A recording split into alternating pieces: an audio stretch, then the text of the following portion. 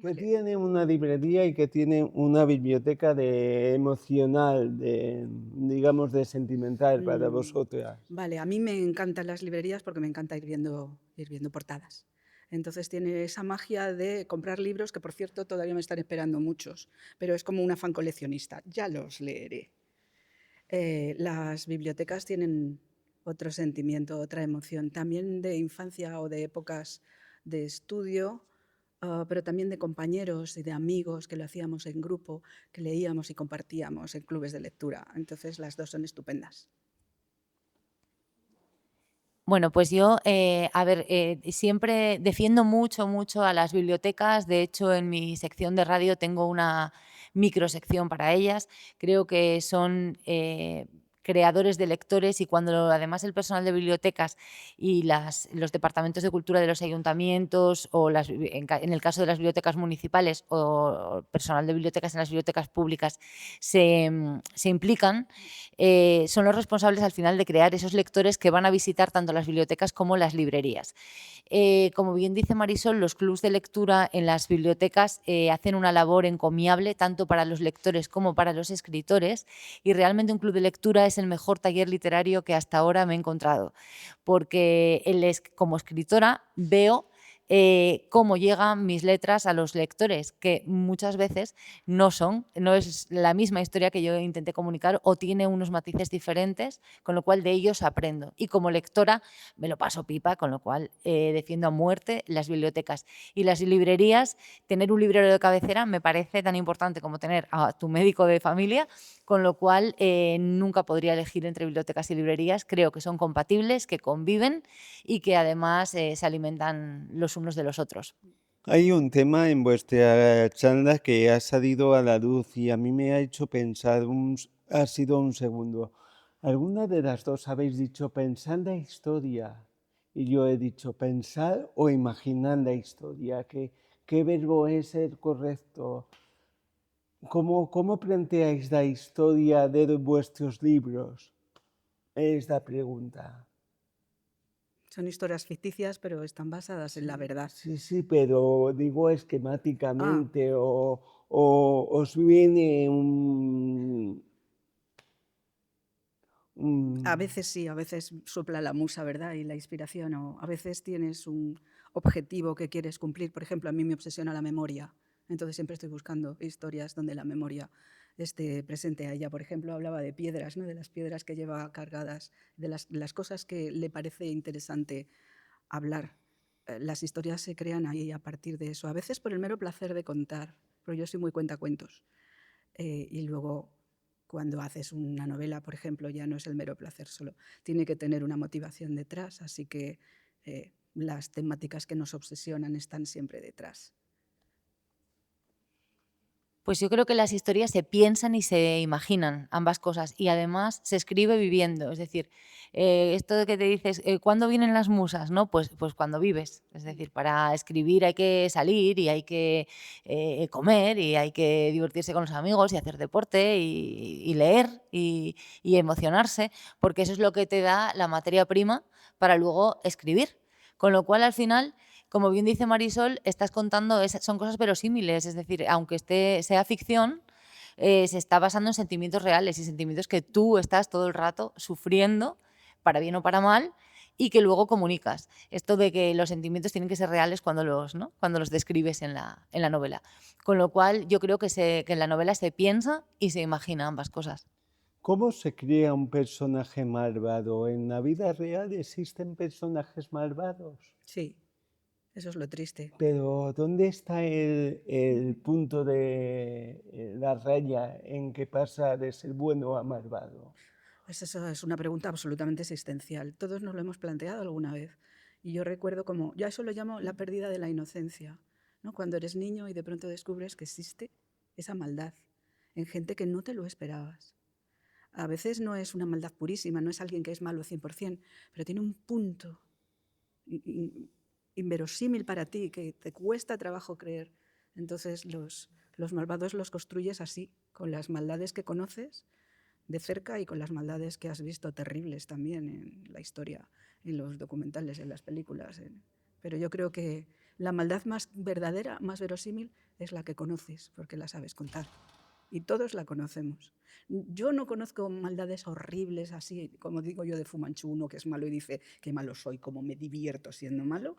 De esos no he conocido muchos, pero de los que les importan tres pepinos determinadas cosas, pueden pasar por encima de gente inocente, de muertos o de cualquier cosa que yo consideraría sagrada. A eso me parece la maldad, lo que no tiene en cuenta a los demás. Pues yo creo que la maldad pura y dura, existe la maldad pura y dura, por supuesto, pero no existen los malos puros y duros. Todo el mundo, es decir, hasta el más malo, hasta el peor del mundo, tiene que tener un punto positivo, bondadoso. Tú ten en cuenta que el mayor monstruo que te puedas imaginar, que a todos nos sale ese bigotito hitleriano, nos viene a la memoria, tenía personas que lo querían y que encontraban en él algo bueno, algo positivo. Entonces, las personas buenas, completamente buenas o malas, o sea, e incapaces de herir o de ser malos en un momento dado, y las personas malas, malísimas, incapaces de conocer la bondad o de transmitirla, no son personajes verosímiles, creo que no existirían. Y ahí sí que está el talento del escritor o de la escritora, en su caso, para construir un personaje dándole mayor o menor dosis de maldad o de bondad y hacerlo además creíble.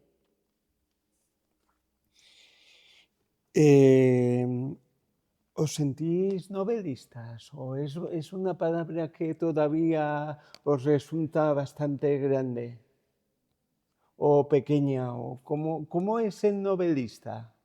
Pues sí, O supongo que es novelista el novelista. que escribe novelas, ¿no? Yo Sí, ya tengo, pero publicar claro. novelas, es decir. O no, puede ser novelista y tener un montón de novelas escritas en algún lugar. Recuerdo algún alumno que de pronto en cuadernos tenía auténticas novelas de aventuras. Esa es mi experiencia en ocasiones. Me considero novelista, me siento un poco impostora porque no llevo mucho tiempo en esto, porque tengo a los grandes siempre en la cabeza.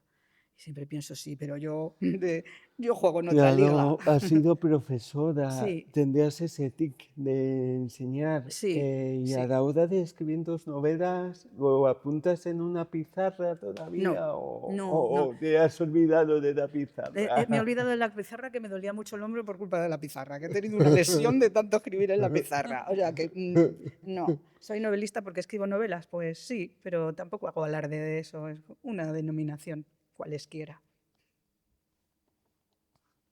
Es que me ha tocado en la mesa perfecta, porque es que no puedo estar más de acuerdo con Marisol. En realidad no me parece una palabra grande, me parece una palabra.